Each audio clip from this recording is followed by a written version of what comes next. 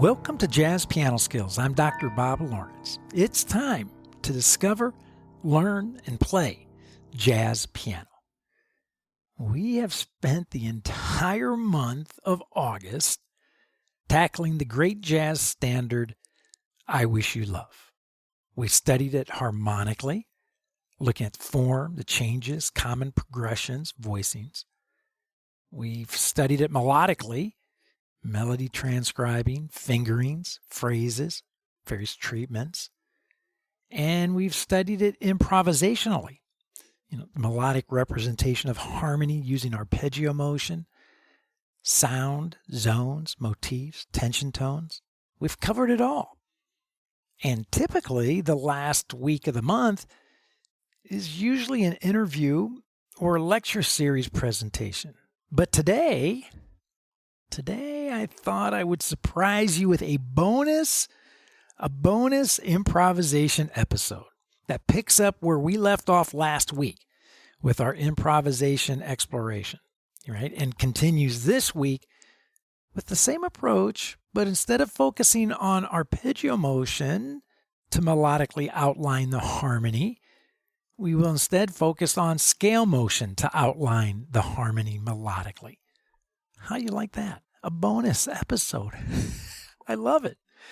Now, this makes sense, right? I mean, after all, last week we restricted our improvisation exploration to arpeggio motion, so it only makes sense that we give the same attention to scale motion.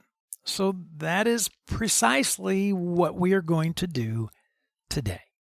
Now, no doubt about it, right? Last week's podcast episode focusing on improvisation using arpeggio motion paired with today's episode zeroing in on improvisation using scale motion, there's no doubt about it, it's going to give us a pretty accurate assessment of how well we are processing these essential jazz piano skills, both conceptually and, of course, physically.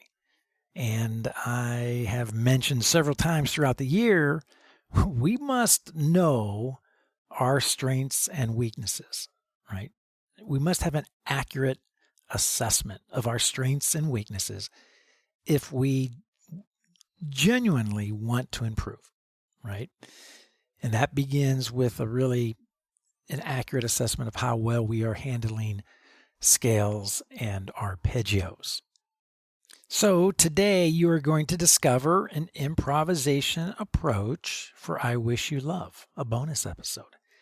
And you're going to learn essential scale patterns to use with the chords found within I Wish You Love.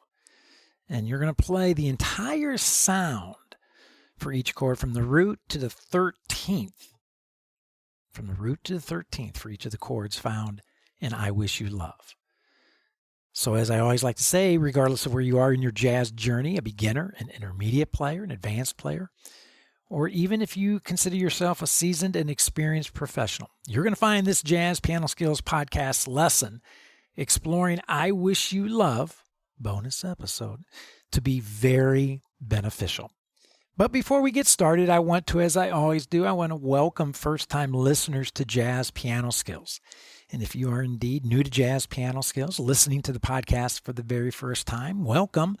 I want to invite you to become a Jazz Piano Skills member. And your membership, many privileges, but grants you access first and foremost to the premium content for this podcast episode and for every weekly podcast episode. Now, the premium content will help you thoroughly and correctly discover, learn, and play the jazz standard that we are currently exploring, and so much more. For example, as a Jazz Piano Skills member, you have access to the past, current, and future educational weekly podcast packets. Now, these are the illustrations, the lead sheets, the play-alongs or backing tracks that I design and develop for every weekly podcast episode to help you get the most out of each episode. You also have access to a self-paced and sequential jazz piano curriculum, which is loaded with comprehensive courses, all the courses containing educational talks, interactive learning media. There's video demonstrations of the jazz piano skill in all 12 keys, and so much more. As a member, you also have a reserved seat in my online weekly master classes, which are held every Thursday evening. And if you can't attend, it's no big deal, no problem. The master classes are recorded, and you can watch and rewatch the video of the class as often as you wish. You also have access to an online interactive fake book containing must-know jazz standards, all of them with excellent chord changes. Chord scale relationships are mapped out for you, harmonic function analysis. There's listening suggestions and historical insights. As a Jazz Piano Skills member, you can also enjoy the online private Jazz Piano Skills community. Hang out with some old jazz friends and make some new jazz friends. Always a great thing to do. And finally, your Jazz Piano Skills membership grants you unlimited, private, personal, and professional educational support whenever and as often as you need it. Now, all of these amazing privileges are waiting for you, wanting to help you discover, learn, and play jazz piano. So check it all out at jazzpianoskills.com and, of course, become a member and begin enjoying premium podcast content plus all of the other privileges that I just mentioned. Of course, if you have any questions, once you get to the site and poke around a little bit, if you have some questions, please do not hesitate to contact me. I'm always happy to spend some time with you and answer any questions that you may have. Okay, so on to the question of the week. Now, this week's question comes from Edmund Sloan, living in Akron, Ohio. And Edmund writes, I know this may be a silly question, but I thought I would ask you anyway. If you had to pick one technique exercise to practice that would have the most profound impact on the development of your improvisation skills, what would it be? Thanks for your consideration. I love being a member and listening to your podcast every week. I have learned a ton from each episode and the materials. Okay, Edmund, it's not a silly question. It's a tough question, but it certainly is not a silly one. And of course, the easy and most common response to these types of questions would be, you need to practice your scales and arpeggios. In fact, we place a huge emphasis on scales and arpeggios, right? I do. I mean, that's what we're going to be talking about today, scales. Last week we talked about arpeggios. So there's a big emphasis always placed on scales and arpeggios. However, simply practicing scales and arpeggios, right, that does not translate to better improvisation skills. In fact, I used to spend hours running up and down scales and arpeggios, all the while thinking in my head, not sure how this is going to help me sound like Oscar Peterson and magically improve my improvisation. But I'll keep doing it because everyone, and I mean everyone, tells me I should be doing it. I should be practicing my scales and my arpeggios. Well, Edmund, I'm going to save you a lot of time and tell you right now that if all you do is practice scales and arpeggios up and down the piano, launching from the root of the sound, you will not improve your improvisation skills. You will not. So I will not give this standard and, quite frankly, tired and worn out answer to your question. Now, I bet you're breathing a sigh of relief because you have already been given that answer.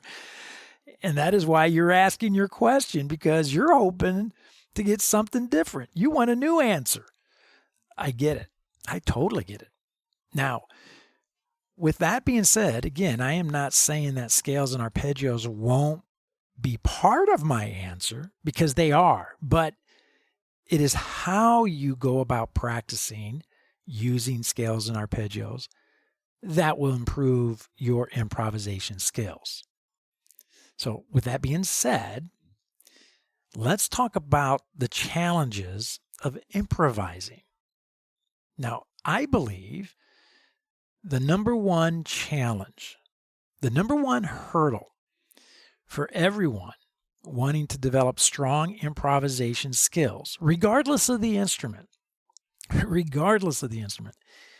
is the ability to seamlessly transition from one sound to another sound in time. To do so melodically in time. In other words, how well can you play, check this out, what I like to call transitional scales, and how well can you play transitional arpeggios? So Edmund, if you want to improve your improvisation, then stop practicing isolated scales and arpeggios and begin practicing transitional scales and transitional arpeggios. Now, before some of you go nuts and start spreading ridiculous rumors that Dr. Lawrence from Jazz Piano Skills says stop practicing scales and arpeggios because they do not help you. Stop. Just stop right now. I'm not saying that at all. There is a reason why musicians have been practicing scales and arpeggios for hundreds of years. So I'm a huge fan. If you've listened to this podcast episode over the years, you know I am a huge fan of scale and arpeggio practice. But Edmund's question was, if I had to select one technique exercise to practice that would have the most profound impact on the development of improvisation skills, what would it be? My answer, transitional scales and transitional arpeggios, which is basically just taking your scales and arpeggios to the next level, right? You can't play transitional scales and transitional arpeggios if you don't know your scales and arpeggios. You're going to find that out here shortly. So these two skills, transitional scales and transitional arpeggios, are very different than simply practicing isolated scales and arpeggios. So what are they? Well, to begin, select any number of sounds. Now, I would recommend beginning with 2. Select 2 sounds, right? Let's use C major and let's use G flat major. C major and G flat major.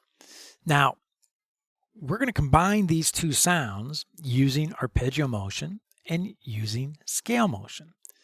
So for example, if I want to use just straight arpeggio motion, ascending. So I'm going to ascend through my major sound, my C major sound, ascend through my G flat major sound. Right? It would sound something like this. So there it is. One melodic line using 2 different arpeggios that transition seamlessly from one to the other. Again.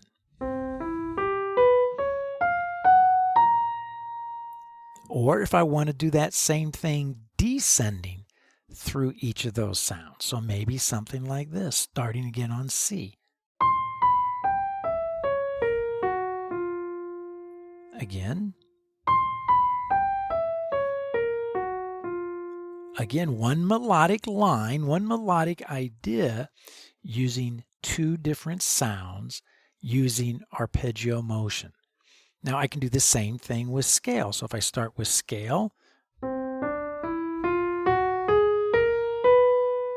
so I went right through my C major, right through my G flat major sound in time seamlessly from one to the next. Or I could descend.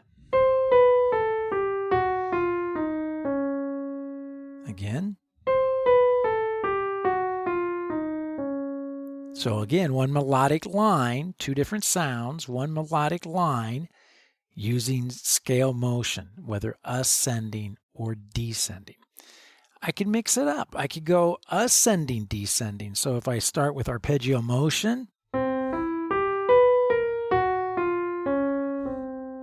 so now I'm playing right through, ascending through my C major sound, descending through my G flat major sound. Nice. Or I could reverse it, descend through my C major, ascend through my G flat major. again. Okay, I think you're getting the point here. I could do the same thing with scale motion, mixing it up, going ascending, descending, or descending, ascending. I could pick different sounds. They don't have to be both major. It could be a major. I could go C major to F sharp minor, or F sharp minor to A half diminished. I mean, we could combine any sound, right? Two sounds, and then practice seamlessly moving through that sound using either scale motion or arpeggio motion. Get comfortable with that. You could combine it, right? I could say I could do C major scale, arpeggio. So now I'm combining scale and arpeggio combinations, right? So there's a lot of various ways that you can be creative with transitional scales and transitional arpeggios. But remember, we want to play our transitional scales and arpeggios, whether you're combining 2 sounds or 4 sounds or 6 sounds, right? We want to play those transitional scales and arpeggios in time, right? So I would use some kind of backing track, play along file to practice with, right? Or at least a metronome. And again, you can select any number of sounds that you want to combine. However, I would start with 2 and 2 only. Okay. Now I can think of no better way.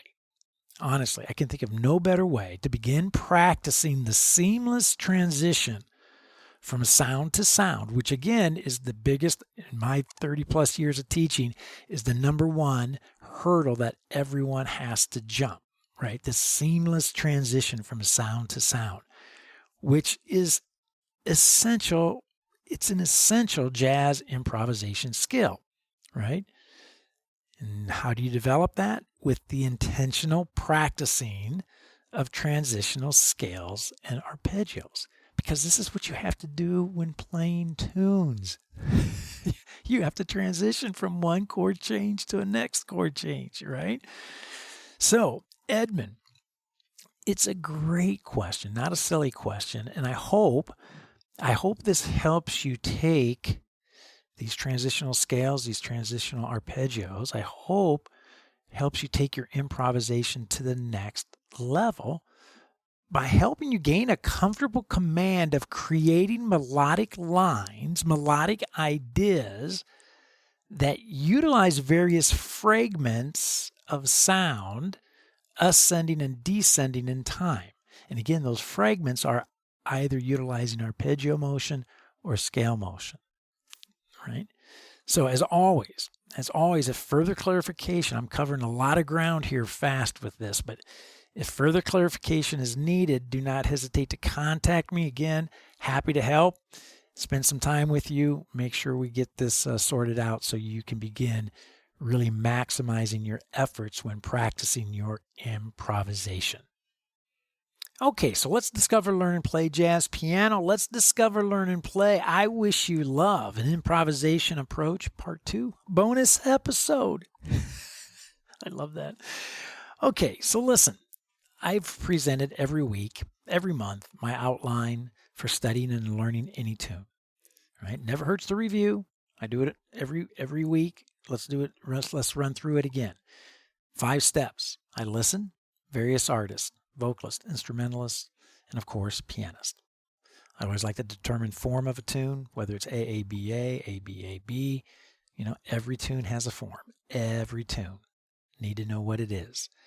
Number 3, I attack the chords, harmonic structures, the voicings, the common harmonic progressions like 2-5-1, 1-6-2-5-1, 1-4-5, and so on.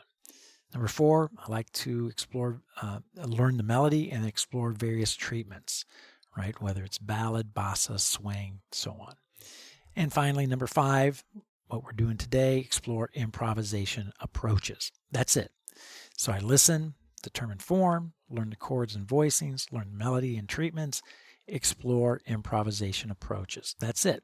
Nothing more, nothing less. And we've spent the entire month of August doing exactly that outline for I Wish You Love. In fact, we've done that exact outline since the beginning of the year with every month, with every tune that we learn, right? Same outline. So the educational agenda that we're going to follow today, keeping that outline in mind, number one, we're going to listen to a definitive recording of I Wish You Love, as always. Number two, we're going to discuss throughout the episode the importance of understanding harmonic structures, zones, patterns, motifs. Number three, we will stress again the importance of gaining a command of sound using now scale motion. Last week was arpeggio motion, this week scale motion. Number four, we will explore how to use the changes of I Wish You Love to practice improvisation. And number five, we will focus on a scale plus tension approach for improvisation development. Again, last week was an arpeggio plus tension approach. Today, in our bonus episode, scale plus tension approach for improvisation development. And finally, I'll be playing all the demonstrations as I did last week at a tempo of, I think, 110, 120, somewhere right in there. Real comfy, traditional swing groove. So as always, we have a ton to get done today. And if you are a Jazz Piano Skills member, I want you to take a few minutes right now, hit the pause button, and I want you to download and print the podcast packets, the illustrations, the lead sheets, your play-alongs. And again, your membership grants you access to the premium content for every weekly podcast episode, which of course includes all of the educational podcast packets. And I mention it every week. You absolutely should have these podcast packets in your hands when you listen to this episode to get the most out of it. And of course, you should have them sitting on your piano as well when practicing, okay? So if you are listening to this podcast on any of the popular podcast directories, such as Apple or Google, there's Spotify, iHeartRadio, Amazon, Pandora, the list goes on, then I would suggest going directly to jazzpianoskillspodcast.com. That's jazzpianoskillspodcast.com. And you'll find the active download links, right, for each of the podcast packets in the show notes.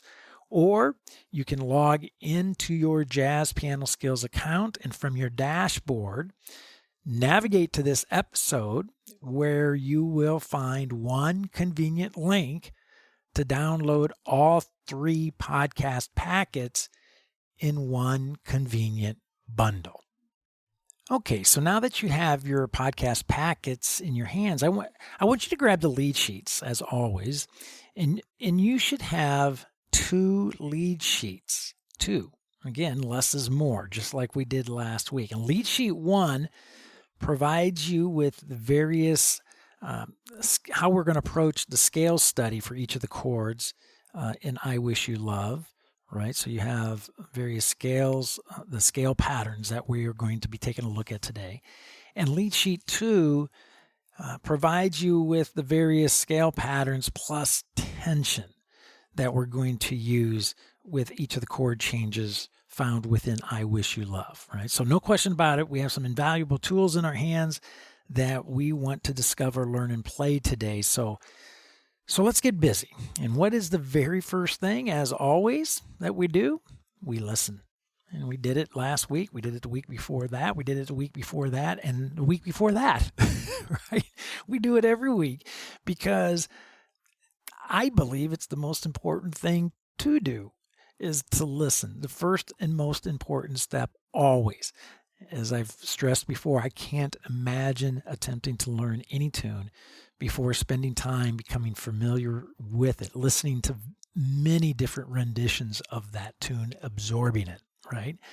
And as I've mentioned, I typically like to listen to vocal renditions first, followed by instrumentalist, and then I turn my attention, of course, to the pianist. Right? But the bottom line is I listen, and that is what we're going to do right now before going any further. Now, 3 weeks ago, we listened to Nancy Wilson, the great Nancy Wilson singing I Wish You Love. And 2 weeks ago, we enjoyed Chet Baker performing I Wish You Love. Last week, we checked out Benny Green. And today, we're going to listen to the amazing Dick Hyman.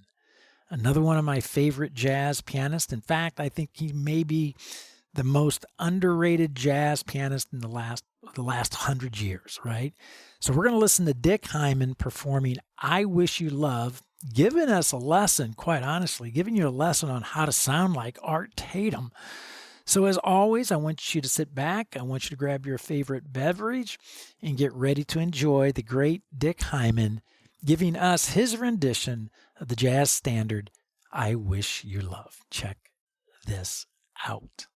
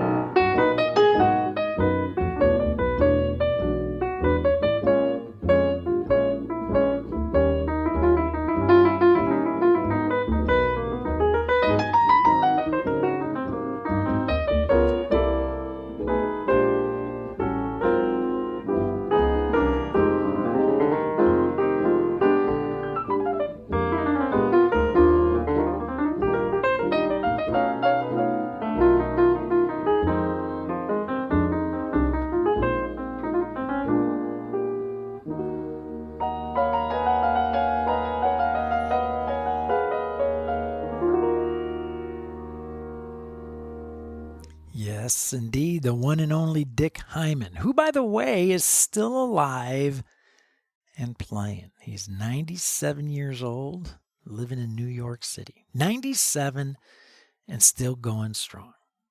Man, I hope I'm 97 and still going strong. I hope I'm 97 and still doing a weekly Jazz Piano Skills podcast episode. You know, in fact, I wonder how many episodes would that be if I continue to do one episode a week until I'm 97. You know what? I'll do the math on that, and later tonight, and I'll have an answer for us next week. I just wonder how many episodes would that be.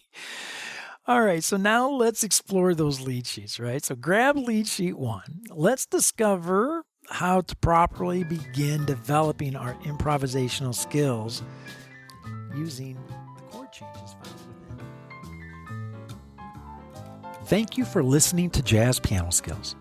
The remaining premium content of this episode is available to Jazz Piano Skills members at jazzpianoskillspodcast.com. Visit jazzpianoskills.com to learn more about membership privileges and become a Jazz Piano Skills member. Thank you.